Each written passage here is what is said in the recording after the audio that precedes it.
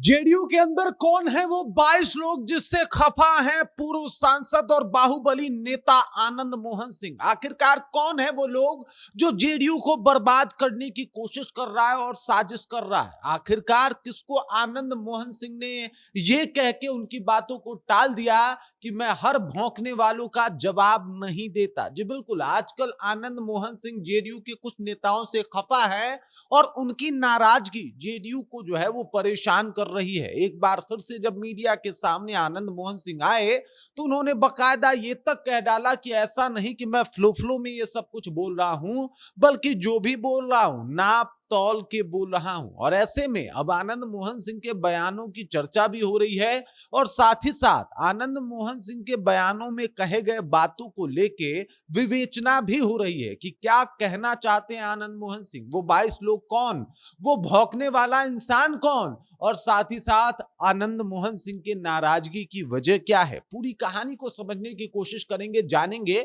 लेकिन उससे पहले मेरा परिचय जान लीजिए। मेरा नाम है रजत और आप जनता जंक्शन देख रहे हैं। आपको बता दूं कि आनंद मोहन सिंह इन दिनों खफा है, और ना कि सिर्फ खफा है बल्कि जेडीयू का खुल के विरोध कर रहे हैं। ये वही शख्स हैं जिन्होंने सरेआम ये तक कह दिया कि साहब सांसद और विधायक और तमाम मंत्री पद तक पहुंचने के लिए अब जेडीयू में थैलियों की आवश्यकता पड़ रही है। यानी पैसा दो तब जाके टिकट मिल रहा है, और पैसा जो जितना देगा उसी हिसाब से उसका मंत्री पद भी तय होगा। अब इनके इस बयान की चर्चा जो है वो हर तरफ शुरू हो जाती है।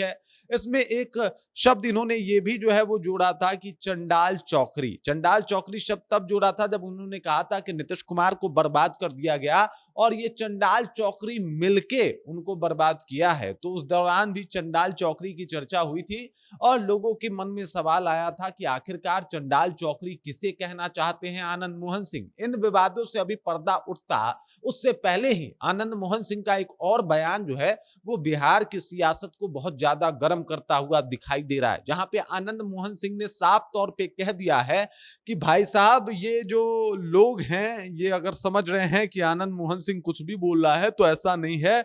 मैं जो भी बोल रहा हूं नाप तौल के बोल रहा हूं और अपने बातों पे अभी भी टिका हूं, उससे टस से मस नहीं हुआ हूं, मतलब इधर से उधर भी नहीं हुआ हूं। और मैं अपने बातों को लेके बिल्कुल जो है वो एकदम अभी अपने स्टैंड पे खड़ा हूं। अब देख लीजिए, इस दौरान उन्होंने एक बार फिर से कहा कि 22 लोगों ने मिलके जो है वो जेडीयू को बर्बाद किया है। 22 लोग, पहले जो है वो उनको टिकट दिया जाता है और बाद में उनको जो है वो जेडीयू ज्वाइन करवाया जाता है। आखिरकार ये कौन लोग हैं और इनको टिकट क्यों दिया गया।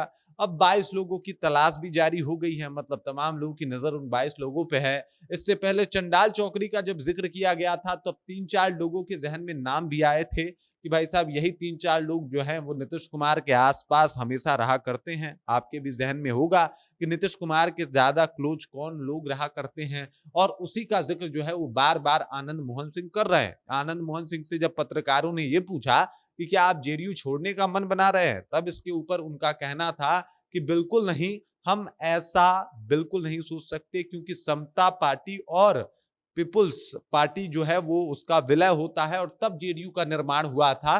तो ऐसे में जेडीयू मेरा भी है, जिनका जेडीयू नहीं है वो जेडीयू छोड़ के जाएं, हम क्यों जाएं जेडीयू छोड़ के। उनके बयान जो है वो लगातार और ज्यादा तल्ख और तीखे होते हुए दिखाई दे रहे हैं। सबसे बड़ा बयान उन्होंने तब दे दिया जब उनसे कहा गया कि उप मंत्री तो आपको बेटे को बना दिया गया है, आपके बेटे को बना दिया गया है, तो अब किस बात की नाराजगी है। और इसके ऊपर उनका कहना था कि उप माने चुप होता है, उप मुख्यमंत्री माने चुप मुख्यमंत्री। हालांकि बात मंत्री का हो रहा था, वो जो है वो उप मुख्यमंत्री के ऊपर चले गए। अब उप मुख्यमंत्री कौन है, तो पहले हैं ब्रजेंद्र यादव, दूसरे हैं विजय चौधरी, और इन दोनों को उप मुख्यमंत्री बनाया गया है। हालांकि उप मुख्यमंत्री बनने के बाद भी ये ज्यादा हाईलाइट में है नहीं, ना ही इनकी ज्यादा चर्चा होती है। और इस बात का इन्होंने जिक्र भी कर दिया कि साहब उप मुख्यमंत्री माने चुप मुख्यमंत्री होता है, और इसका जीता जागता उदाहरण आप लोग देख चुके हैं। तो मतलब उप मंत्री बनने से जरा भी ये खुश नहीं है। चेतन आनंद को मंत्री बनाने के लिए पुरजोर कोशिश कर रहे थे, ये बन नहीं पाए, तो अब सीधे तौर पे विरोध कर रहे हैं। और खबर तो ये भी है कि अंदर खाने जो है वो अब आनंद मोहन सिंह एक बार फिर से अपनी पार्टी को बना के चुनावी मैदान में और बिहार के राजनीति में कूदने की कोशिश में, फिराक में लगे हुए हैं। पीपुल्स पार्टी जब उनकी थी तो एक वक्त ऐसा भी था जब आनंद मोहन को लोग मुख्यमंत्री का कैंडिडेट मानता था और कुछ लोग कहते थे कि साहब अगले मुख्यमंत्री के तौर पे आनंद मोहन सिंह है। मतलब एक दौर था जब सवर्णों के नेता थे और सवर्णों में इनका दबदबा था। आज भी जो ये 4 जातियां हैं जैसे कि राजपूत हो गया, ब्राह्मण हो गया, भूमिहार हो गया और कायस्थ हो गया, उनमें आज भी आनंद मोहन सिंह की पूछ है और एक बड़े लीडर के तौर पे जाने जाते हैं। इन्होंने हमेशा सवर्णों की बात की है और इन्होंने ये भी कहा है कि यूजीसी के ऊपर ललन सिंह नहीं बोलते, यूजीसी के ऊपर नितिन नवीन क्यों नहीं बोलते।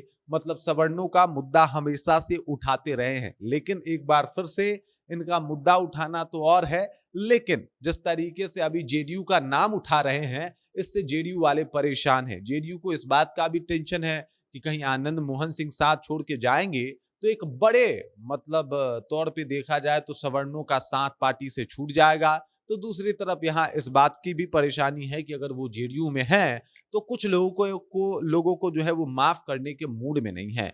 क्या ये माफी तभी मिलेगी जब चेतन आनंद जो है वो मंत्री बन जाएंगे या फिर कुछ और ही प्लान चल कर रहे हैं आनंद मोहन सिंह के दिमाग में कुछ और ही प्लान चल रहा है। ये सब कुछ अभी भविष्य में छिपा हुआ है। बाकी इस जानकारी को लेके आप क्या सोचते हैं?